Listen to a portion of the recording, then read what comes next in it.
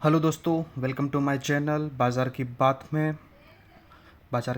में आपका बहुत बहुत स्वागत है। और आज बाज़ार की बात करते तो मार्केट ओपन होता है कल, जहाँ पे क्लोज हुआ ऑलमोस्ट वहीं से स्टार्ट होता है। मार्केट सीधा एक डायरेक्शनल मूव पकड़ता है नीचे के साइड में, और फिर उतने में अंदर ही पूरा दिन आपका वहाँ पे ख़त्म कर देता है। तो आज ट्रेडर्स की बात करें तो ऑप्शन सेलर्स में जो 920 925 के आजू बाजू का जो ट्रेडर सेल करके जो ट्रेड करते हैं एवरीडे, तो उनको आज पैसा बना होगा, क्योंकि एक तो निफ्टी का आज फर्स्ट डे था। ठीक है, क्योंकि कल एक्सपायरी और ये वीक का ये फर्स्ट डे है। तो आज प्रीमियम भी अच्छे होते हैं, और यहाँ से आपको उसका डायरेक्शनल मूव लिया सुबह से, तो उसका बेनिफिट भी मिला होगा। और अपनी जो बात करते हैं कि जैसे 350 पॉइंट, तो आज भी देखो मार्केट ओपन होता है 22,900 के करीब करीब, और क्लोज होता है 22,760 के करीब करीब। तो ये मूवमेंट आपको देखा जाए तो 150 पॉइंट का ही हुआ। पर अभी भी अगर आजकल आज के ओपनिंग के हिसाब से किसी ने 350 पॉइंट ऊपर 350 पॉइंट नीचे का अगर स्ट्रेडल बेचा होता, तो ऑलमोस्ट मेरे को लगता है आज उनको प्रॉफिट नहीं हुआ होता, पर लॉस भी नहीं होता था। तो ये अभी भी सेफ जोन है, मतलब 350 पॉइंट ऊपर के साइड में, 350 पॉइंट नीचे के साइड में, मतलब 700 पॉइंट का जो निफ्टी का रेंज दिया जाता है ना, जो अपन रेंज बोलते हैं उनको, तो वो रेंज उसके लिए काफ़ी सेफ रेंज हो जाएगा, अभी के हिसाब से बन रहा है। वह फिर भी मार्केट है, कुछ भी हो सकता है। ठीक है, अभी बात कर लेते हैं मार्केट की। तो मार्केट की बात में आज बात करेंगे solarium energy green energy limited. तो सोलारियम ग्रीन एनर्जी लिमिटेड को ऑर्डर मिला हुआ है करीब करीब 71 करोड़ का। यहाँ पे देखो, एक ऑर्डर है वो 54 का है, और एक है 15.70 करोड़ का। तो तकरीब करीब आपका वो 71 करोड़ के ऑर्डर्स हो जाते हैं। तो ये जो बड़ा वाला ऑर्डर मिला हुआ है 55.84 का, तो वो ऑर्डर इनको मिला हुआ है एनटीपीसी विद्युत व्यापार निगम लिमिटेड की ओर से। और जो सेकेंड ऑर्डर है वो शायद इनको कोई 3 4 वेरियस क्लाइंट से मिला हुआ है। तो 4 ऑर्डर्स फ्रॉम वेरियस क्लाइंट, यानी कि 4 अलग अलग क्लाइंट ने इनको ऑर्डर दिया हुआ है, और उनकी वैल्यू बनती है 15.70, यानी कि 15.70 करोड़ का। तो ये बात हो गई अपनी सोलारियम की। और फिर नीचे एक और आता है कंपनी है, वो है डी डेवलपमेंट इंजीनियर्स लिमिटेड। तो इनको जो ऑर्डर मिला हुआ है उसकी ऑर्डर की वैल्यू बनती है 27 करोड़। और ये ऑर्डर इनको दिया गया हुआ है manufacturing and supply of fittings के लिए। और हाँ, इन्होंने कमर्शियल इशू के चलते कंपनी जहाँ पे ऑर्डर मिला हुआ है उनका नाम इन लोगों ने डिस्क्लोज नहीं किया हुआ है। जैसे आप यहाँ पे पढ़ सकते हो, due to commercial issue the company can not disclose the name of the new customer. ठीक है, तो ये बात हो गई इनकी डी डेवलपमेंट इंजीनियर्स की। और यहाँ ये अपना वापस आया देव इंफॉर्मेशन टेक्नोलॉजीज़। तो देव इंफॉर्मेशन टेक्नोलॉजीज़ को ऑर्डर मिला हुआ है 1.4 करोड़ का। और ये ऑर्डर इनको मिला हुआ है राज्यसभा सेक्रेटरिएट कर कहाँ वहाँ से, मतलब ये गवर्नमेंट का ही ऑर्डर है। और आप देखो तो ये कंपनी को ये 2 वीक में मेरे को लगता है ये थर्ड या फोर्थ ऑर्डर है। और इनको मुझे लगता है इनका काम मोस्टली B2G है, यानी कि बिजनेस टू गवर्नमेंट। तो जो भी छोटे छोटे ऑर्डर्स छोटे छोटे होते हैं, पर होते सारे के सारे गवर्नमेंट डिपार्टमेंट की ओर से ही है। तो हो सकता है कंपनी B2G में ही काम करती हो, ऐसा पॉसिबल है। डिटेल में मैंने इतना देखा नहीं, पर शायद हो सकता है वैसा ही कुछ काम हो। और अग्रवाल इंडस्ट्रियल कॉरपोरेशन। तो अग्रवाल इंडस्ट्रियल कॉरपोरेशन ने क्या किया हुआ है, एक सप्लाई एग्रीमेंट साइन किया हुआ है किसके साथ, BPCL यानी कि भारत पेट्रोलियम कॉरपोरेशन की के साथ में इन्होंने एक सप्लाई ऑर्डर साइन किया, और उसकी वैल्यू है करीब करीब 303 करोड़ का। और ये जो सप्लाई एग्रीमेंट है वो B2 यानी कि आपका जो डामर होता है ना उसके लिए है। तो उसमें 2 वेरियस ग्रेड है, एक VG30 का है उन्होंने 45,000 मेट्रिक टन, और VG40 का 30,000 मेट्रिक टन का कुछ सप्लाई ऑर्डर है इनके। उन्होंने एग्रीमेंट साइन किया हुआ है BPCL के साथ। तो ये बात हो गई आपकी अग्रवाल इंडस्ट्रियल कॉरपोरेशन की। मार्केट मूवर्स की बात करें तो आज भी गोदरेज इंडस्ट्री था टॉप पे, JSW इंफ्रा, ACI यानी कि अर्चियन केमिकल, ये आपको शायद पता होगा। तो अर्चियन केमिकल का जो काम है ना, वो ब्रोमीन बेस्ड प्रोडक्ट बनाती है, और इनका बहुत बड़ा प्लांट है वो, रन ऑफ कच्छ में। तो रन ऑफ कच्छ में इनका अच्छा खासा बहुत काफ़ी बड़ा प्लांट है। और फोर्थ जो आ रहा है वो है विजया डायग्नोस्टिक और JSW एनर्जी।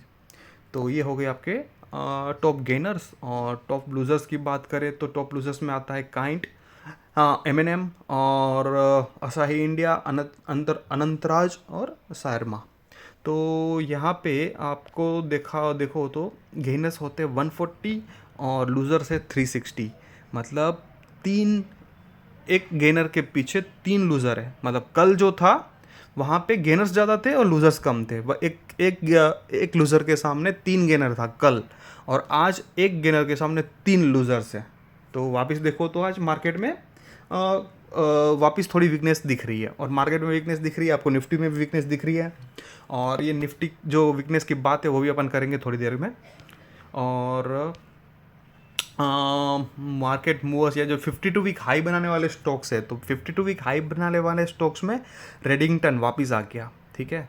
और शायद ये रेडिंगटन ने तो आज ऑल टाइम हाई भी लगाया हुआ है।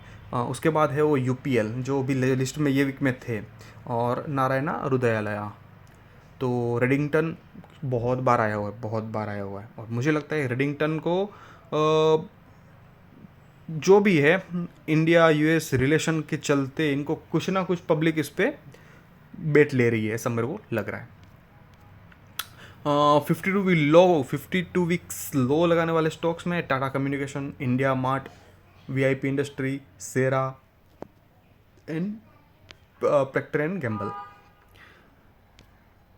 यहाँ पे देखो जैसे ऑल टाइम हाई और ऑल टाइम लो। तो ऑल टाइम लो किसने लगाया हुआ है? Star Health and Allied Insurance Company Limited. तो आपने शायद ये इंश्योरेंस का न्यूज़ सुना होगा कि इनको क्या मिल रहा है। गवर्नमेंट अनाउंस क्या किया कि आप अगर कोई इंश्योरेंस ले रहे हो तो आपके पास 1 साल तक का विंडो है कि आप चाहे तो वो वहाँ से वो इंश्योरेंस आप कैंसिल करके दूसरी कंपनी में जा सकते हो।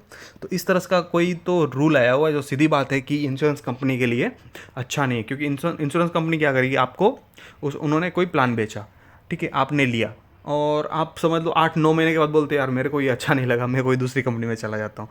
तो वो क्या कर सकते हैं, कंपनी क्या करेगी, जब तक आपका 1 साल नहीं होता है तब तक वो आपने जो पेमेंट किया हुआ है वो अपने उनके प्रॉफिट एंड लॉस स्टेटमेंट में चढ़ेगा नहीं, ठीक है। वो उसको रेवेन्यू काउंट ही नहीं कर सकते, क्योंकि उनके पास अभी भी मतलब कस्टमर के पास अभी भी 1 साल का पूरा विंडो है कि वो कभी भी जा सकता है ना वहाँ से। तो ये चलते मेरे को लगता है कि ये इंश्योरेंस सेक्टर के लिए थोड़ा नहीं, काफ़ी ख़राब बात है ये।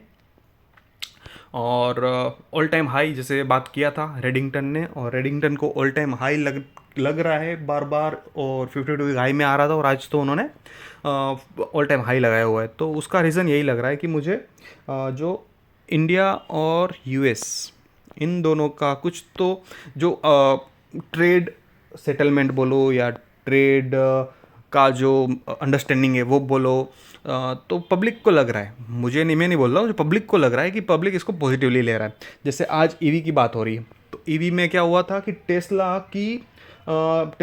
मतलब आज इंडिया में कुछ न्यू EV पॉलिसीज़ की बात चल रही थी। तो न्यू EV पॉलिसीज़ में क्या हो रहा है कि जो 35,000 $US के नीचे की कोई फुल्ली बिल्डअप गाड़ी वहाँ से US से लेके आते हैं ना, तो उन पे सिर्फ और सिर्फ 15% इम्पोर्ट ड्यूटी लगाई जाएगी 5 साल तक, ऐसी बात हो रही है।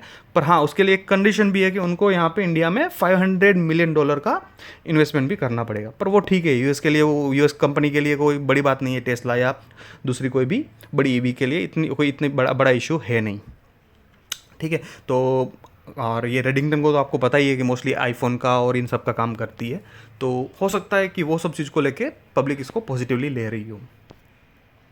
वही लिस्ट है वापस आपका टॉप परफॉर्मर्स में, टॉप से बॉटम तक देखो तो जैसे गोदरेज इंडस्ट्री है, तो गोदरेज इंडस्ट्री समथिंग 12% चढ़ा हुआ है। फिर urchin chemical, JSW infra, Vijaya, kind, M&M, असाही, अनंतराज। तो ये तो टॉप ऊपर के 4 है वो टॉप गेनर है, और नीचे के 4 है वो टॉप लूज़र है। और हाँ, और M&M की एक और चीज़ की बात करें तो M&M का ये देखो आप वीकली चार्ट है, और वीकली चार्ट में ये जो 2 कैंडल बनी है ना, ये 2 कैंडल मतलब 2 वीक का परफॉर्मेंस आप देखो तो 601 पॉइंट, तो करीब करीब 18% टॉप से गिर चुका है, बराबर। और महिंद्रा का शायद इतना बड़ा फॉल रिसेंट में तो किसी ने नहीं देखा, मतलब 2-3 साल में तो कहीं किसी ने देखा नहीं है।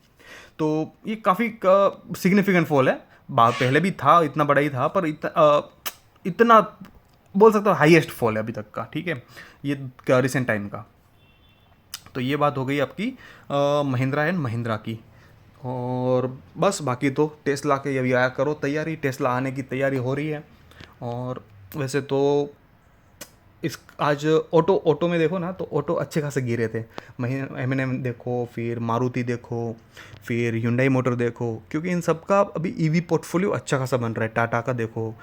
और अगर ईवी में ये जो पॉलिसी के हिसाब से अगर सिर्फ 15% इम्पोर्ट ड्यूटी लगेगी, तो यूएस की कार यहाँ पे इंडिया में सस्ती बिकेगी, ठीक है। और टेक्नोलॉजी वाइज आप देखो तो टेस्ला को कोई कम्पीट कर सके ऐसी इंडियन कार नहीं है, ठीक है। चाइना में ज़रूर है पर इंडिया में नहीं है।